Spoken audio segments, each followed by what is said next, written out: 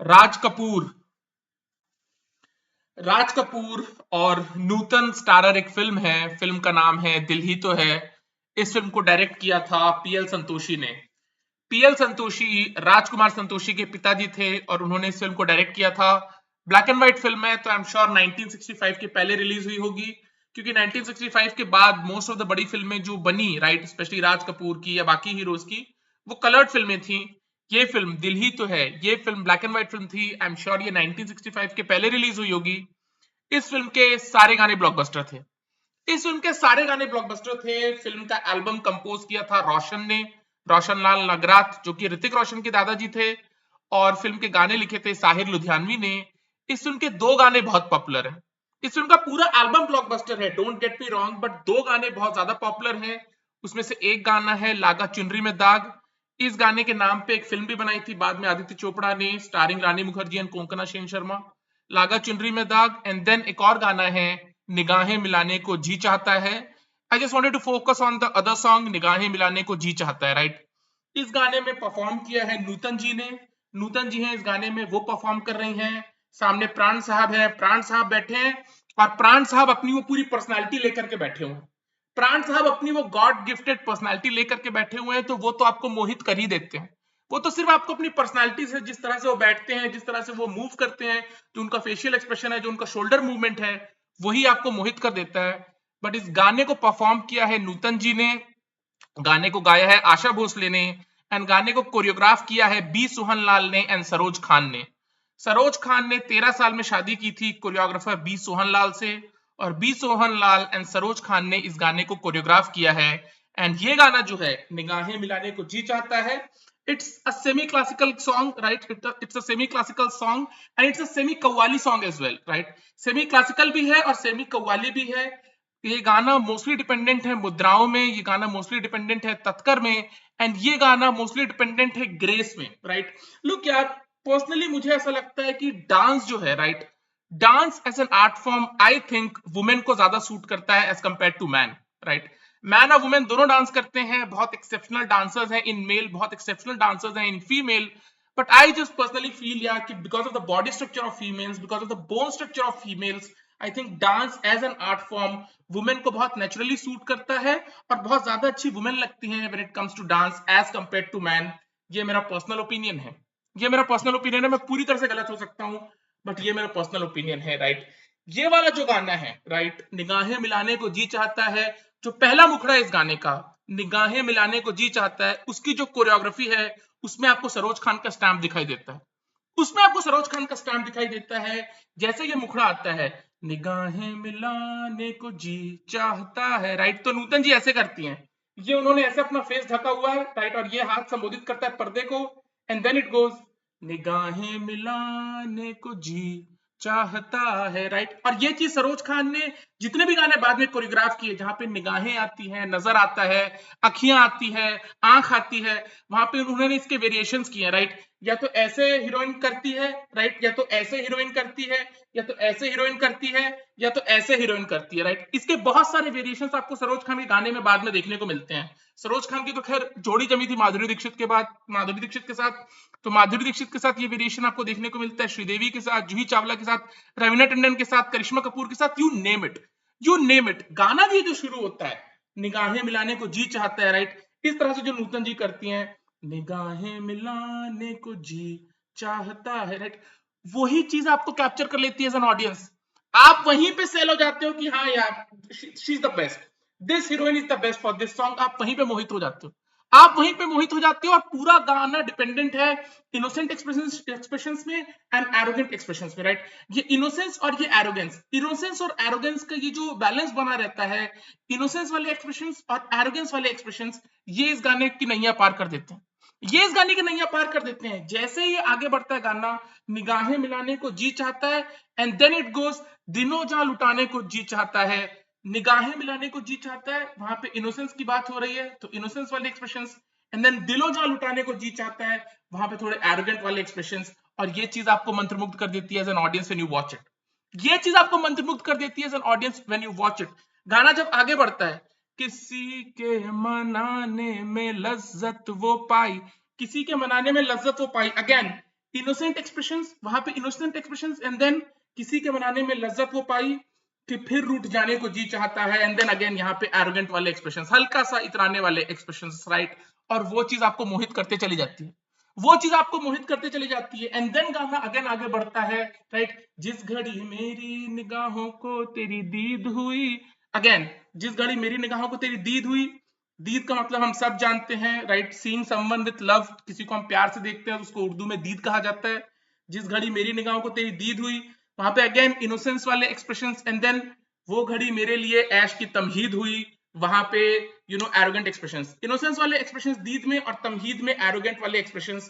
और इस गाने में आपको साहिर लुधियानवी का मैजिक भी दिखाई देता है, इस गाने में आपको साहिर लुधियानवी का भी मैजिक दिखाई देता है। यार लुक, हकीकत तो ये है, हकीकत तो ये है कि गाने की अगर कोई कॉम्पोजिशन यहाँ है, राइट, किसी गाने की कॉम्पोजिशन यहाँ है, तो जब साहिर लुधियानवी के शब्द उसमें पढ़ते हैं, जब शाहिर लुधियानवी के शब्द उसमें पढ़ते हैं, तो वो गाना जो है वो स्ट्रेटोस्फीयर में पहुंच जाता है, वो गाना स्ट्रेटोस्फीयर में पहुंच जाता है। गाने की कंपोजिशन यहाँ है, लेकिन जब साहिर साहब के शब्द वहां पे पढ़ते हैं, तो वो गाना स्ट्रेटोस्फीयर में पहुंच जाता है, और इस गाने में वो चीज दिखाई देती है आपको।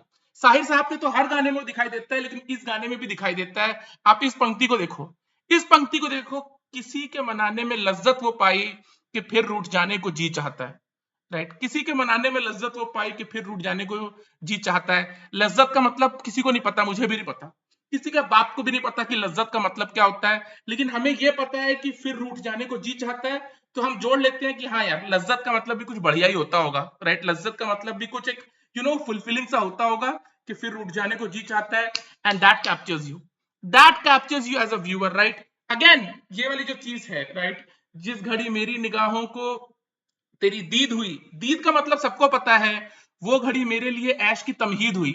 तमहीद का मतलब आपको चैट जीपीटी भी नहीं बता सकता, तमहीद का मतलब आपको चैट जीपीटी भी नहीं बता सकता, लेकिन अगेन, राइट, जिस घड़ी मेरी निगाहों को तेरी दीद हुई, दीद का मतलब हम सबको पता है, तो हम जोड़ लेते कि हाँ, वो घड़ी मेरे लिए ऐश की तमहीद हुई, कुछ बढ़िया ही होगा, और आप आगे बह जाते हो, आप गंगा जमुना में पानी की तरह आगे बह जाते हो, और वो चीज आपको फुलफिलिंग लगते रहती है, वो चीज आपको फुलफिलिंग लगते रहती है। देखो, जब भी हम कोई गाना सुनते हैं, जब भी हम कोई फिल्म देखते हैं, फॉर एग्जाम्पल अभी रिसेंटली मैंने फिल्म देखी भूल भुलैया, प्रियदर्शन वाली।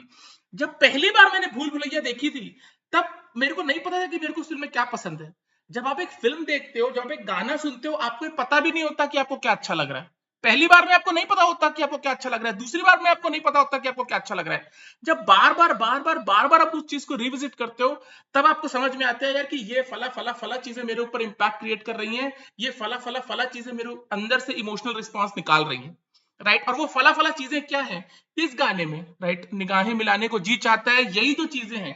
जिस घड़ी मेरी निगाहों को तेरी दीद हुई, वो घड़ी मेरे लिए ऐश की तमहीद हुई।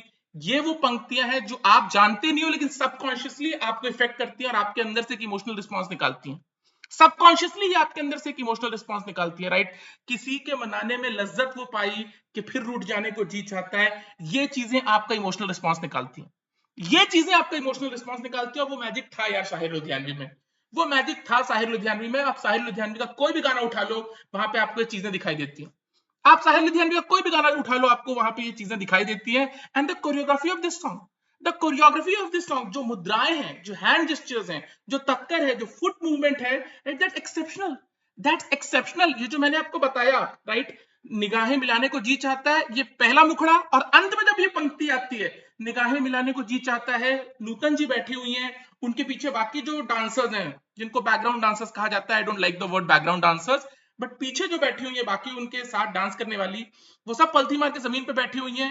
एंड देन आता है निगाहें मिलाने को जी चाहता है, सब डेलिकेसी से खड़े होती हैं। एंड देन इस तरह को एक स्टेप है, अब मैं करूंगा तो स्टूपिड लगूंगा, मुझे एग्जैक्ट स्टेप पता भी नहीं है, लेकिन इस तरह से सब लोग एक साथ आगे बढ़ते हैं, राइट। निगाहें मिलाने को जी चाहता है, एंड दैट कैप्चर्स यू यार, दैट कैप्टिवेट्स यू। 62 साल 65 साल पुराना गाना है तकरीबन, 62 65 साल पुराना गाना है, इंडियन इथॉस के साथ कोई स्किन शो नहीं है, कोई स्किन शो नहीं है। आज की डेट में जो लोग कहते हैं कि यार सारी हीरोइंस को जो प्रोड्यूसर्स हैं, डायरेक्टर्स हैं, स्किन शो के साथ प्रेजेंट करते हैं, और स्किन शो के साथ ही हीरोइंस डिजायरेबल लगती है, ऐसा नहीं है, ऐसा नहीं है। निगाहें मिलाने को जी चाहता है गाना इस चीज की गवाही है कि विदाउट स्किन शो भी आपको हीरोइन डिजायरेबल लग सकती है, एस्थेटिकली वो अपीलिंग हो सकता है, ऑप्टिकली गाना अपीलिंग हो सकता है। It's a black and white song, it's a black and white song. लेकिन यार जब इतने सारे पवित्र लोग आते हैं, पवित्र कोरियोग्राफर्स, पवित्र संगीतकार, पवित्र गीतकार, पवित्र गायक, पवित्र डायरेक्टर जब होते हैं, पवित्र सिनेमाटोग्राफर्स जब होते हैं, तो वो पवित्रता आपको पर्दे पे दिखाई देती है।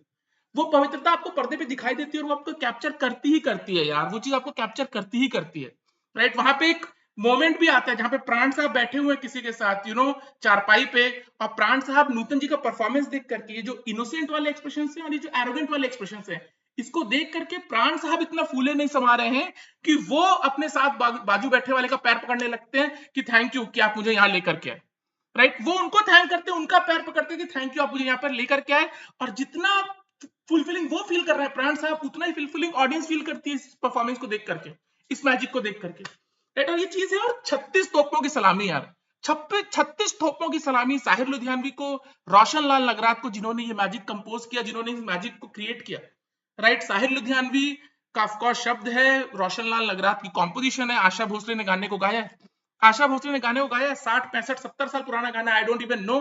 और ये चीज आपको कैप्टिवेट करती है, और ये चीज आपको कैप्टिवेट करती है यार। ये मैजिक है यार, बट हकीकत ये है कि ये मैजिक यार इंडियन सिनेमा से गायब हो रहा है।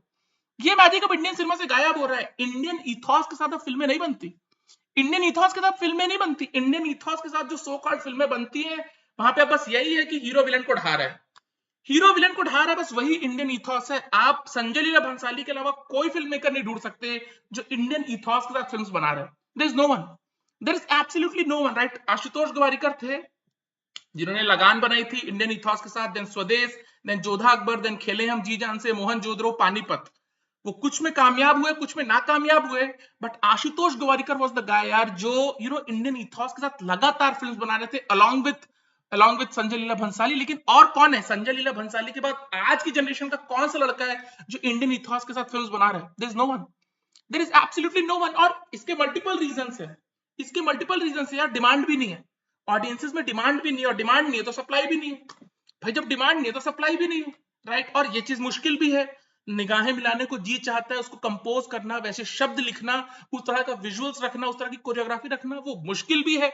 लेकिन जब हुआ है, अगर दीवानी मस्तानी में काइंड ऑफ अटेम्प्ट किया भंसाली ने, तो वो चीज भी मैजिक क्रिएट करती है, ऐसा नहीं है, ऐसा नहीं है। बट यही चीज है यार कि वेस्टर्न वर्ल्ड का जो इन्फ्लुएंस है दुनिया की हर सोसाइटी पे, राइट, तो इंडियन सोसाइटी भी उससे नहीं बची हुई है, राइट। ये मैं राउंड नेक पहन के बैठा हुआ, ये कोई इंडियन कपड़ा थोड़ी है, तो वेस्टर्न क्लोथ है, वेस्टर्न क्लोथ है भाई। हमारा इंडियन देसी कपड़ा तो कुर्ता पैजामा है, तो कुर्ता पैजामा ईद के अलावा, होली के अलावा, दिवाली के अलावा लोग कहाँ पहन रहे हैं?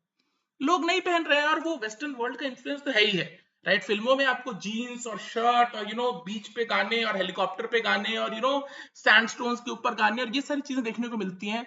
आज की डेट में मुजराज और कव्वाली तो पूरी तरह से बाहर हो चुके हैं। मुझे तो याद भी नहीं आता लास्ट कौन सा गाना था यार जो semi classical semi qawwali kind of song था।